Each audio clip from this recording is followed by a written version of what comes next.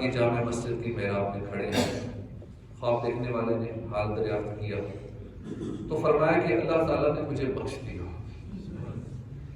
کرم فرمایا اور تاج پہنا کر داخل جنت فرمایا۔ پوچھا کس سبب سے؟ فرمایا کہ میں تاجدار مدینہ صلی اللہ علیہ وسلم پہ کثرت سے درود پاک پڑھتا تھا، یہی عمل کام آ گیا۔ صلو علی الحبیب صلی اللہ تعالی علی محمد صلی اللہ علیہ وآلہ وسلم۔ رمضان المبارک نیکیوں والا مہینہ، ہمیں کثرت سے نیک اعمال کرنے چاہیے۔ بہت ساری آسان نیکیاں ہیں جن پر ہم تھوڑی سی توجہ دے کر کثیر ثواب حاصل کر سکتے ہیں۔ مثلا کسی بیمار کی تیمارداری کر کے فزیکلی جا سکتے ہیں تو بہتر ہے، تو کم از کم فون پہ ہی سنت کی نیت سے تیمارداری کر لیا کرے۔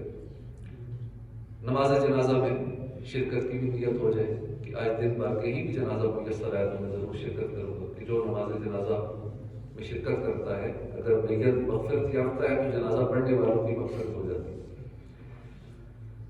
اس کے علاوہ نوافل کی کثرت بھی کرنی چاہیے، اس سے بندہ اللہ کا قرب حاصل کر لیتا ہے نوافل کے ذریعے، اور 2 رکعت بھی ادا کرتا ہے اللہ پاک اس کے پچھلے گناہ بخش دیتا ہے۔ لیکن اللہ کا کتنا کرم ہے کہ آپ علم دین کے حلقے میں صرف بیٹھتے ہیں، جیسے یہ قرآن و حدیث کا ہمارا روزانہ حلقہ لگتا ہے، ضروری شرعی احکام سیکھتے ہیں، قرآن پاک ترجمہ اور تفسیر کے ساتھ سنتے ہیں۔ تو علم دین کی محفل میں صرف حاضر ہو جانا، جیسے اب یہاں بیٹھے ہوئے سن رہے ہیں، حاضر ہو جانا 1000 نماز جنازہ میں شرکت کرنے سے افضل ہے۔ اب ایک جنازے کے لیے پتہ نہیں دن بھر نصیب ہو نہ ہو، 1000 نماز جنازہ میں شرکت سے زیادہ افضل ہے صرف بیٹھ جانا علم دین کے حلقے میں۔ 1000 نوافل ادا کرنے سے بہتر ہے 1000 نفل ہم کو 10-20 پڑھنے پڑ جائیں تو کتنا مشکل ہو جاتا ہے۔ تو یہاں تھوڑی دیر میں دین کی بات سننی ہے، خالی بیٹھنا ہے، کتنا بڑا اجر و ثواب۔ 1000 مریضوں کی عیادت کرنے سے افضل ہے علم دین کی محفل میں حاضر ہو جانا۔ جب اس ثواب پہ ہم نظر رکھیں گے تو ہمارے لیے تھوڑی سی تکلیف برداشت کرنا آسان ہو جائے گا۔ اللہ پاک عمل کی توفیق عطا فرمائے۔ اللہ تبارک و تعالیٰ کا کتنا بڑا کرم ہے کہ اس نے ہم پر ماہ رمضان کے روزے فرض کیے تاکہ ہمیں تقویٰ نصیب ہو۔ یہ اللہ کا کرم ہے کہ ہمیں روزے رکھنے کی سعادت مل گئی۔ یہ ہمارے نفس کی پاکیزگی کے لیے ہے، تزکیہ نفس کے لیے یہ مہینہ ہمیں عطا کیا گیا ہے۔ قرآن پاک میں سورہ بقرہ میں ارشاد ہوتا ہے یا ایھا الذین آمنوا کتب علیکم الصیام کما کتب علی الذین من قبلکم لعلکم تتقون۔ اے ایمان والو، تم پر روزے فرض کیے گئے جیسے اگلوں پر فرض ہوئے تھے۔ کیوں فرض ہوئے؟ کہ کہیں تمہیں پرہیزگاری ملے، تمہیں تقویٰ ملے۔ ایک پرانی عبادت ہے روزہ۔ پہلے لوگوں سے مراد یہ ہے، تفسیر خازن کے اندر ہے کہ آدم علیہ السلام سے لے کر عیسیٰ علیہ السلام تک جتنے بھی انبیاء کرام تشریف لائے، جتنی بھی امتیں آئیں، سب نے روزے رکھے، سب پر روزے فرض تھے۔ یہ کوئی نئی بات نہیں ہے کہ اس امت نے رکھ لے۔ تو صورتیں مختلف ہوتی تھی، کسی کا روزہ، ہمارے لیے تو روزہ آسان ہے، صبح کھاتے شام افطاری کر سکتے ہیں، کئیوں کا روزہ تو لمبا ہوتا تھا، افطاری بھی نہیں کر سکتے تھے، آگے چلتا تھا روزہ۔ تفسیر عزیزی میں ہے کہ آدم علیہ السلام پر ہر مہینے کے ایام بیس یعنی چاند کی 13، 14، 15 کے 3 روزے فرض تھے۔ یہود یعنی حضرت موسیٰ کلیم اللہ نبی علیہ السلام کی قوم پر یوم عاشورہ، اور ہر ہفتے میں ہفتے کے دن کا اور کچھ اور دنوں کے روزے فرض تھے۔ نصارہ پر ماہ رمضان کے روزے فرض تھے۔ روزے کا مقصد آخر میں اس آیت کے جو بتایا گیا کہ روزے کا مقصد تقویٰ پرہیزگاری کا حصول ہے۔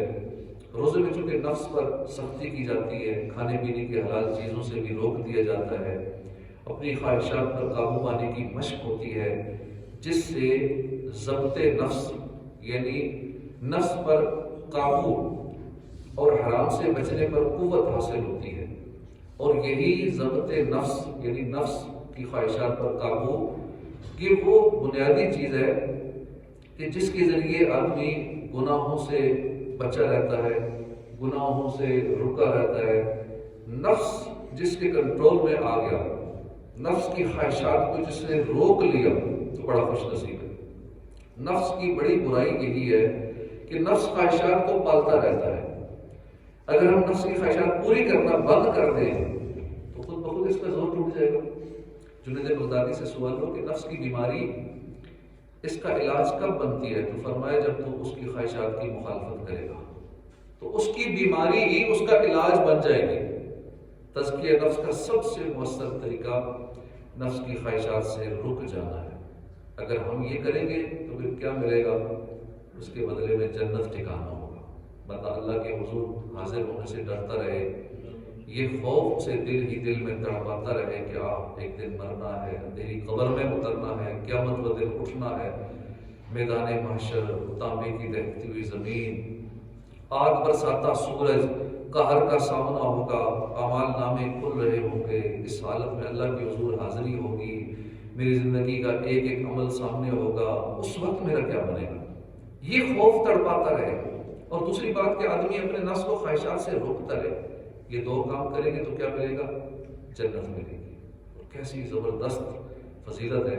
ہم نے چند ہزار روپے کمانے ہوں تو سارا دن محنت کرتے ہیں، کام کام کام، تب جا کر چند ہزار چند سو روپے ہاتھ آتے ہیں۔ لیکن اللہ کی رحمت کے قربان چاہیے، کام کیا ہے؟ نفس کو خواہشات سے روکنا ہے۔ یہ کریں گے کیا ملے گا؟ جنت ملے گی، جنت کی نہ ختم ہونے والی نعمتیں ملیں گی۔ منقول ہے کہ خواجہ نظام الدین اولیاء رحمۃ اللہ علیہ سخت بیمار ہو گئے۔ مرید نے عرض کی کہ حضور یہاں ایک غیر مسلم ہے، وہ جھاڑ پھونک کرتا ہے، اس کا علاج بہت چلتا ہے، اگر آپ کا حکم ہو تو اس کے پاس لے چلیں آپ کو۔ فرمایا میں علاج کے لیے غیر مسلم کے پاس نہیں جاؤں گا۔ مرض نے مزید شدت اختیار کی، آپ بے ہوش ہو گئے۔ مریدین اٹھا کر اسی غیر مسلم کے پاس لے گئے، اس نے پھونک ماری، آپ کو ہوش آ گیا، صحت یاب ہو گئے۔ آپ نے اپنے آپ کو صحت مند پایا، غیر مسلم کو دے کر پوچھا تمہیں علاج میں یہ مہارت کیسے ملی کہ تم غیر مسلم ہو، پھونک مارتے ہو، بندہ ٹھیک ہو جاتا ہے؟ اس نے کہا کہ میرے گرو نے، میرے استاد نے مجھ سے عہد لیا ہے کہ نفس جو کہے تم اس کا الٹ کرو، تمہارے اندر یہ طاقت آ جائے گی۔ تو جو نفس کہتا ہے میں اس کو الٹ کرتا ہوں۔ نفس کہتا ہے ٹھنڈا پانی پیو، میں گرم پانی پیتا ہوں۔ نفس گرم پانی کا کہتا ہے میں ٹھنڈا پیتا ہوں۔ چاول کھانے کو جی چاہتا ہے، روٹی کھا لیتا ہوں۔ نفس کے کہنے کا الٹا کرتے رہنے سے میرے اندر یہ قوت پیدا ہو گئی، نفس کی مخالفت کرتا ہوں۔ آپ نے فرمایا کہ یہ بتاؤ تمہارا نفس مسلمان ہونے کی اجازت دیتا ہے یا نہیں؟ کہا نہیں، نفس تو منع کرتا ہے مسلمان نہیں ہونا۔ آپ نے فرمایا کہ تمہارا نفس منع کرتا ہے تو تمہارے اصول کے مطابق تم تو الٹ کرتے ہو ہر کام کا، جو نفس کہتا ہے اس کو الٹ کرتے ہو۔ نفس تمہیں منع کر رہا ہے مسلمان نہیں ہونا، تو تم اس کا الٹ کرو، تمہیں مسلمان ہو جانا چاہیے۔ یہ بات آپ نے کچھ اس پیارے انداز میں ارشاد فرمائی کہ تاثیر کا تیر مار کے اس کے دل میں پیوست ہو گئی، اس نے بے ساختہ کلمہ پڑھا، مسلمان ہو گیا۔ اس نے خواجہ نظام الدین رحمۃ اللہ کے ظاہر کا علاج کیا، آپ نے اس کا احسان چکاتے ہوئے اس کے باطن کا علاج کر دیا۔ اس نے آپ کے جسم کا علاج کیا، خواجہ صاحب نے آپ کی روح کا علاج کر دیا، اس کی روح کا علاج کر دیا۔ اس نے ظاہری مرض دور کیا، آپ رحمۃ اللہ علیہ نے اس کے باطنی مرض کو، یعنی کفر، بہت بڑا مرض ہے کفر، اس مرض کو دور کر دیا۔ نگاہ ولی میں وہ تاثیر دیکھی، بدلتی ہزاروں کی تقدیر دیکھی۔ حضور غوث اعظم فرماتے ہیں کہ اگر کامیابی چاہتے ہو تو اپنے رب کی اطاعت میں نفس کی مخالفت کرو۔ اگر نفس رب کریم کی اطاعت کی خواہش کرے تو ایسی خواہش پوری کر دو، اور اگر رب کریم کی نافرمانی کی خواہش کرے تو اس سے رک جاؤ۔ تزکیہ نفس کے لیے دوسری جو چیز بہت ضروری ہے وہ یہ ہے کہ نفس پر عبادت کا بوجھ ڈالیا۔ عبادت کا بوجھ ڈال دیا جائے تو پھر نفس کا قوت ہے۔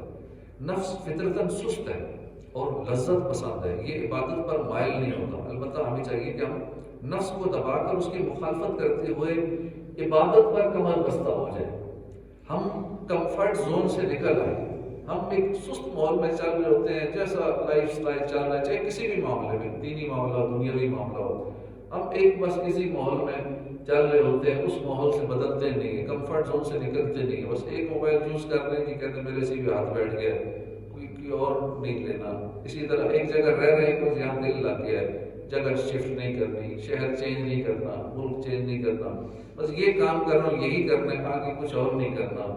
جو پچھلے زمانے کی ٹیکنالوجی ہے بس ٹھیک ہے اسی پہ ہاتھ بیٹھا ہوا ہے، نئی ٹیکنالوجی آئی اس طرف ہم کوشش نہیں کرتے سیکھنے کی، تو ہم اس کمفرٹ زون سے نکلتے نہیں، جس وجہ سے ترقی بھی نہیں کر پاتے، نہ دینی نہ دنیاوی دونوں حوالے سے پیچھے رہ جاتے ہیں.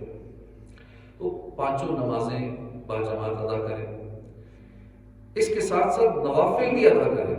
نفس کبھی نہیں چاہے گا، نفس پہ تو نمازیں پڑھنا اتنی مشکل ہو جاتی ہے، اس پہ عبادت کا بوجھ ڈالیں، تہجد بھی پڑھیں، اشراق چاچ بھی پڑھیں، اوابین بھی پڑھیں، ذکر و درود بھی کریں، کثرت سے تلاوت بھی کریں، جتنی زیادہ ہو سکے عبادت کی طرف لو لگائے رکھیں. شروع میں کچھ مشکل ہوگی، پھر انشاءاللہ آہستہ آہستہ نفس عادی ہو جائے گا، عبادت میں لذت ملنا شروع ہو جائے گی، پھر نفس خود ہی عبادت کی طرف مائل ہو جائے گا. جب عبادت میں مزہ آئے گا تو قرآن پڑھنے میں لذت آئے گی، قرآن پڑھتے ہوئے انجوائے کریں گے، عبادت میں مزہ آئے گا، نوافل میں ایسا مزہ آئے گا کہ تمنا کریں گے کاش جنت میں بھی یہ موقع مل جائے نوافل پڑھنے کا، کاش قبر میں بھی مجھے نماز پڑھنے کا موقع مل جائے، کیونکہ مزہ ہی اتنا ہے، اس سے بڑھ کے لذت ہے ہی نہیں کسی چیز میں. نماز کے اندر ہی ایسی لذت محسوس کریں، ذکر و اذکار میں ہی ایسی لذت محسوس کریں کہ بس اس جیسی لذت تو کہیں ہے ہی نہیں. اللہ کرے جنت میں بھی یہ توفیق مل جائے، سارا کچھ وہاں ہے لیکن وہاں نماز نہیں ہے. لیکن کئی تمنا کرتے تھے بزرگ کاش جنت میں موقع مل جائے، کیونکہ ایسا مزہ تو کہیں ہے ہی نہیں.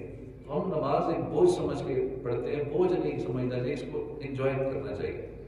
ہمارے اسلاف انہیں بس قبر و آخرت کی فکر رہتی تھی، ہر وقت موت کی تیاری میں مصروف رہا کرتے تھے. خواجہ سری سختی رحمۃ اللہ علیہ 98 سال دنیا میں تشریف فرما رہے، نزا کے وقت کے علاوہ کسی نے آپ کو لیٹے ہوئے نہ دیکھا، ہمیشہ عبادت کرتے رہتے تھے. محمد جلیلی رحمۃ اللہ علیہ 1 سال مکہ مکرمہ رہے، نہ سوئے، نہ پیٹھ سیدھی کی، نہ پاؤں پھیلا. حضرت ویسے کرنی نماز فجر پڑھ کر ذکر اللہ شروع کرتے، ظہر ہو جاتی، ظہر کے بعد پھر ذکر شروع کرتے تھے، عصر ہو جاتی، عصر سے مغرب تک، مغرب سے عشاء تک، پھر عشاء سے فجر تک بیٹھے اللہ کا ذکر کرتے رہتے. حضرت ابوبکر عیاش رحمۃ اللہ علیہ روزانہ 30,000 بار سورہ اخلاص پڑھتے، روزانہ 500 نوافل پڑھتے، دن میں کئی ختم قرآن کیا کرتے. امام اعظم ابو حنیفہ 40 سال عشاء کے وضو سے فجر کی آمد میں نماز ادا کی، ہر رات 2 رکعت میں قرآن کریم ختم کیا کرتے. کاش ان نیک لوگوں کا صدقہ ہمیں بھی عبادت و ریاضت کی سعادت مل جائے. عبادت میں، ریاضت میں، تلاوت میں لگا دے دل، ماہ رمضان کا صدقہ فرما دے کرم مولا. ہم نے نفس پر عبادت کا بوجھ ڈالنا ہے، ضرور ڈالنا ہے، البتہ اس کے لیے حکمت عملی اختیار کرنی ہے، ورنہ نفس بہت سست ہے، مکار ہے، جلد اکتا جاتا ہے. ایسا نہ ہو کہ جوش ہی جوش میں ہم دن رات عبادت شروع کریں اور اس کے بعد نفس اکتا جائے اور اس کے بعد سارا سلسلہ موقوف ہو جائے. جیسا کہ رمضان جیسے شروع ہوتا ہے رش لگ جاتا ہے نمازیوں کا، کثیر تعداد ہو جاتی ہے، 2-4 دن جوش رہتا ہے، اس کے بعد سارا جوش ٹھنڈا ہو جاتا ہے، پھر نہ مسجد میں آنے کی توفیق ملتی ہے، نہ عبادت، نہ ریاضت، پھر وہ پہلی والی روٹین شروع ہو جاتی ہے. اس کو ایک طریقے سے حکمت عملی کے ساتھ اس پہ عبادت کا بوجھ ڈالیں تاکہ اکتائے نہیں، یہ عادی ہو جائے.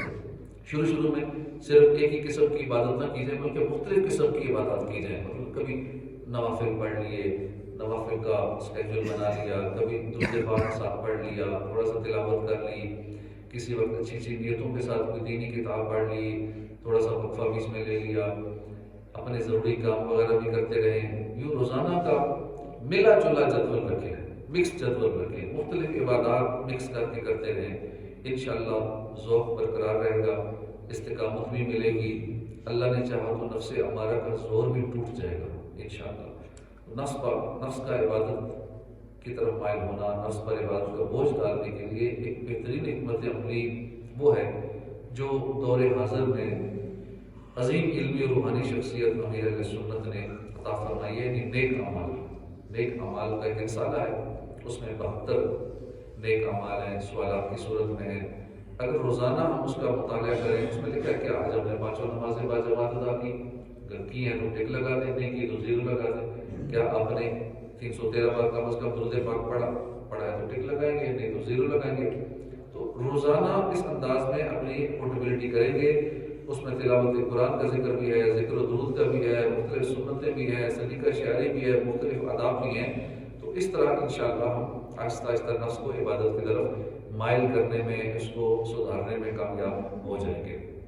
اس کے بعد ہے تزکیہ نفس کے لیے اللہ سے مدد مانگنا، کیونکہ اللہ کی مدد کے بغیر نہ ہم عبادت کر سکتے ہیں، نہ ذکر و اذکار کی توفیق ملے گی، نہ شیطان سے مقابلہ کر سکتے ہیں۔ ہر معاملے میں اللہ کی مدد شامل حال ہوگی تو سارے معاملات سیدھے ہو جائیں گے۔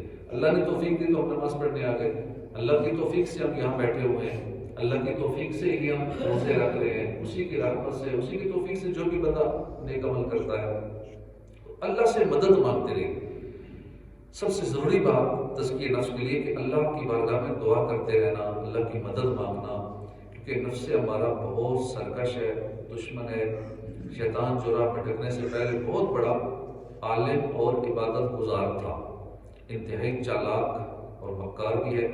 نفس امارہ سے وہ بھی مقابلہ نہ کر پایا، شیطان بھی نفس امارہ سے ہار گیا، اس بدبخت کو بھی نفس امارہ نے ہی بھٹکایا، ہمیشہ کے لیے کافر اور نامراد کر دیا۔ تو سوچئے کہ نفس امارہ کا مقابلہ ہم کیسے کریں گے؟ شیطان نہیں کر سکا، وہ بھی بہک گیا، ہمیشہ کے لیے جہنم میں ہو گیا۔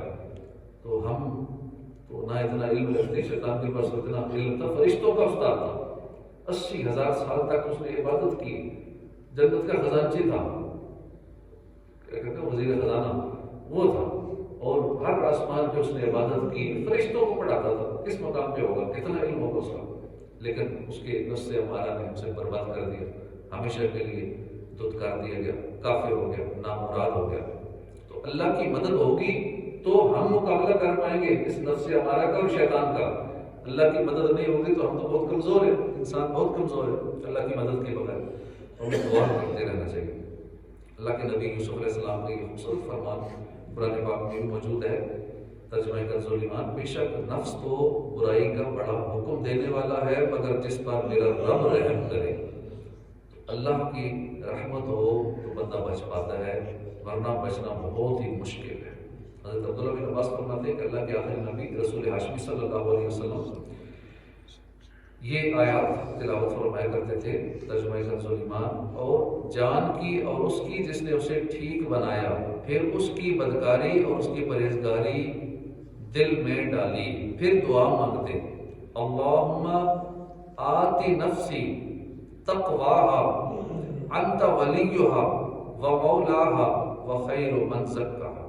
اے اللہ میرے نفس کو تقوی عطا فرما، تو ہی اس کا مالک و مولا ہے، تو ہی اسے بہتر پاکیزگی عطا فرمانے والا ہے۔ ہمیں بھی چاہیے کہ ہم بھی ادائے مصطفیٰ کو ادا کرتے ہوئے وقتاً فوقتاً یہ دعا مانگتے رہیں، یا اپنے الفاظ میں ہم دعا مانگتے رہا کریں، اللہ میری مدد فرما، میں نیک بن جاؤں، عبادت گزار بن جاؤں، نفس امارہ کا مقابلہ کر سکوں، شیطان کے بہکاوے میں نہ ہوں۔ اس طرح ہم دعائیں کرتے رہیں گے تو انشاءاللہ ہمارے لیے نفس سے مقابلہ کرنا آسان ہو جائے گا، تزکیہ نفس میں آسانی ہو جائے گی، اور انشاءاللہ ہم نیک بن جائیں گے آہستہ آہستہ۔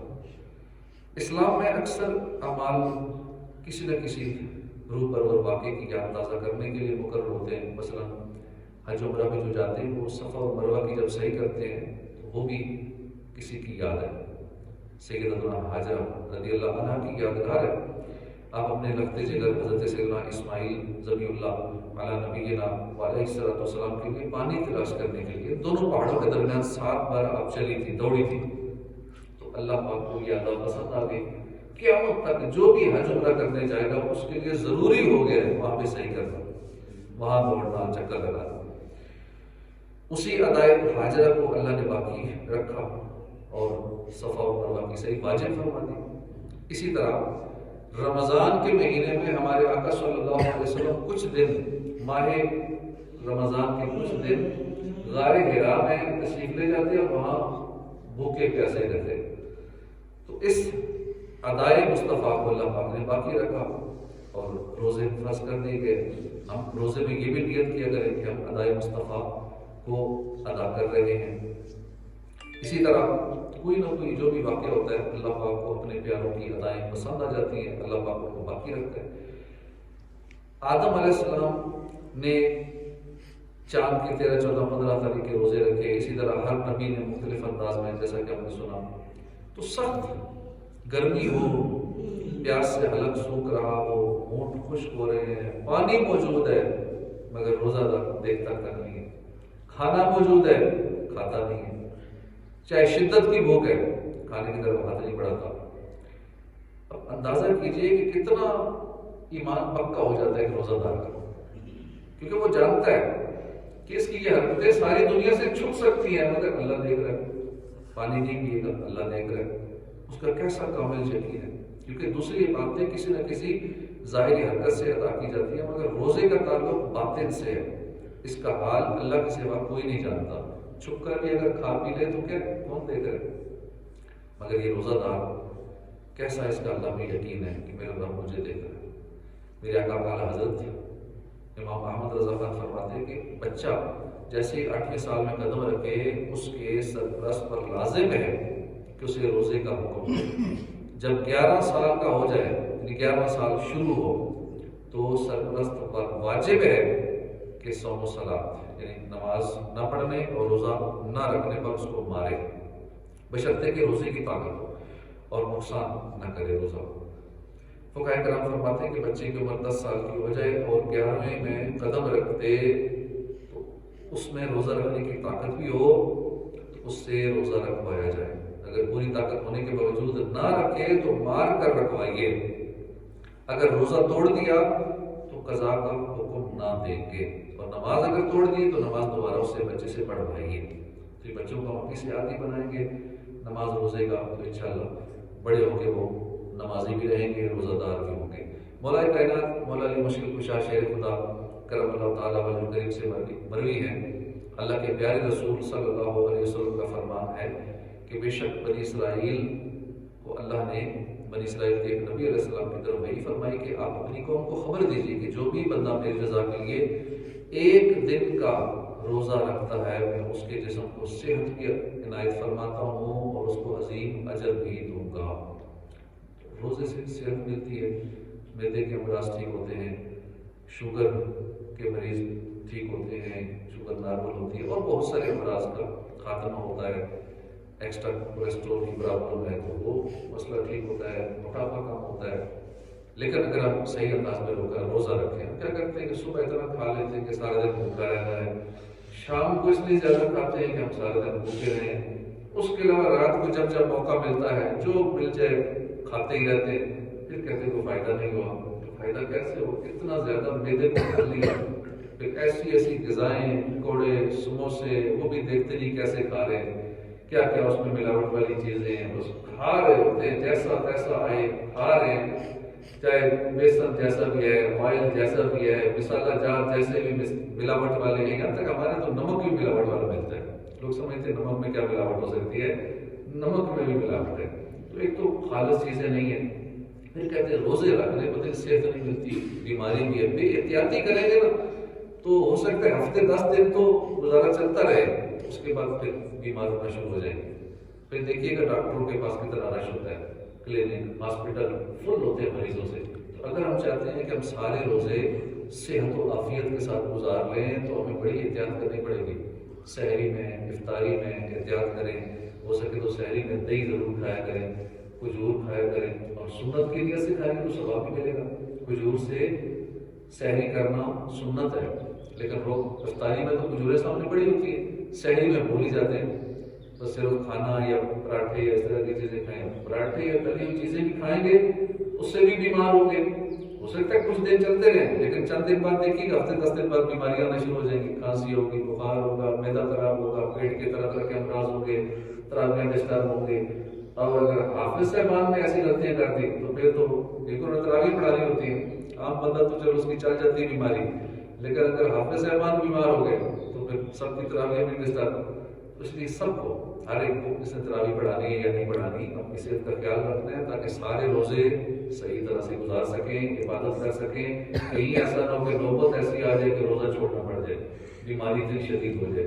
اس لیے صحت کا خیال رکھتے ہوئے پانی زیادہ پئیں، کیونکہ سارا دن تو پی نہیں سکتے اور رات کو ویسے ہی بھول جاتے ہیں. تو اس لیے پانی جو اپنی مقدار ہے 1.5-2 لیٹر کی، یہ رات کو ضرور پوری کیا کریں. پانی کی کمی ہو جاتی ہے، اس وجہ سے بھی کئی بیماریاں شروع ہو جاتی ہیں. رات کو پانی ضرور پی لیا کریں، تراویح کے دوران بھی پیتے رہا کریں. رات کو بھی جب جب موقع ملے تو اپنا پانی کا کوٹا پورا کر لینا چاہیے. اچھی نیت سے یہ سارے معاملات کریں گے تو انشاءاللہ ثواب ملے گا. اللہ پاک ہمیں صحت و عافیت کے ساتھ پورا رمضان گزارنے کی توفیق عطا فرمائے. آمین بجاہ نبی الامین صلی اللہ تعالی علیہ وآلہ وسلم.